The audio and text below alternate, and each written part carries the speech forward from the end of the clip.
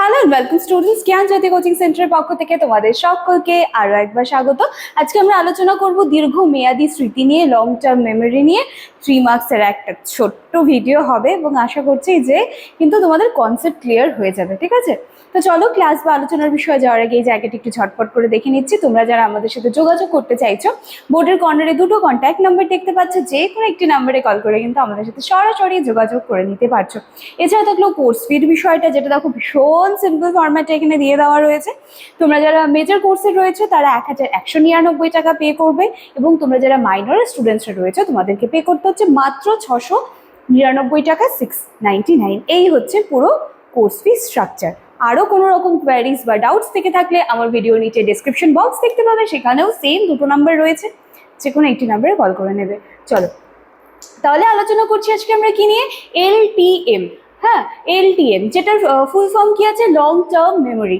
Long term memory, তাহলে দেখো কি বলা হচ্ছে যে এই লং টার্ম মেমোরি হলো স্মৃতির এমন একটি অংশ যেখানে যে কোনো তথ্য, ঠিক আছে, যে কোনো তথ্য অনেকটা দীর্ঘ সময়ের জন্য সেখানে স্টোর হয়ে থাকে। ঠিক আছে, এই যে দেখো, তাই এই স্মৃতি কয়েক দিন বা কয়েক বছর বা সারা জীবন পর্যন্ত সেটা কিন্তু স্থায়ী থেকে যায়। এটা দীর্ঘ সময়ের জন্য আমাদের মেমোরিতে রয়ে থাকবে। ঠিক আছে, যার জন্য এটাকে বলা হয় লং টার্ম মেমোরি। শিক্ষণ প্রক্রিয়ায় এলডিএম এর গুরুত্ব যথেষ্ট রয়েছে।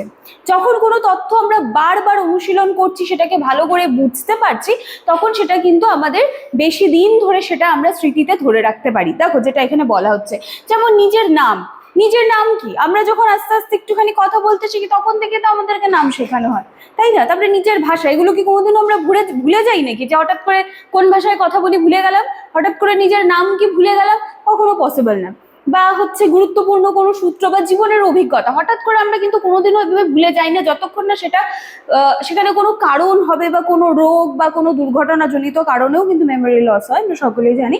কিন্তু আমরা এখানে যেহেতু লং টার্ম মেমোরি নিয়ে কথা বলছি, তাহলে সেখানে বলা হচ্ছে যে কোনো ঘটনা, কোনো বিষয়, কোনো তথ্য যেটা আমরা দীর্ঘদিন ধরে আমাদের মেমোরিতে স্টোর করে রাখতে পারি, যেখানে বারবার অনুশীলনের মাধ্যমে সেগুলিকে আমরা ধরে রাখতে পারছি, সেই সমস্ত মেমোরিকে কি বলা হচ্ছে, লং টার্ম মেমোরি বলা হচ্ছে। ক্লিয়ার আছে? চলো, লং টার্ম মেমোরির ধারণ ক্ষমতা প্রায় অসীম। এটি মানুষের জ্ঞান, অভিজ্ঞতা ও দক্ষতা ধরে রাখতে যথেষ্ট হেল্পফুল।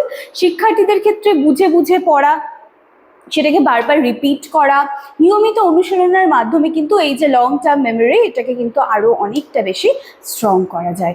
ঠিক আছে, তো এই হচ্ছে একদম ছোট্ট একটা উপস্থাপন 3 মার্কসের। আশা করছি ভিডিও দেখলে কনসেপ্ট ক্লিয়ার হয়ে যাবে। চলো আজকের আলোচনার বিষয় তাহলে এখানেই শেষ করে দিচ্ছি। ভিডিও দেখবে, কনসেপ্ট ক্লিয়ার করবে। দেখা হচ্ছে আবার নেক্সট দিনের ক্লাসে। Thank you.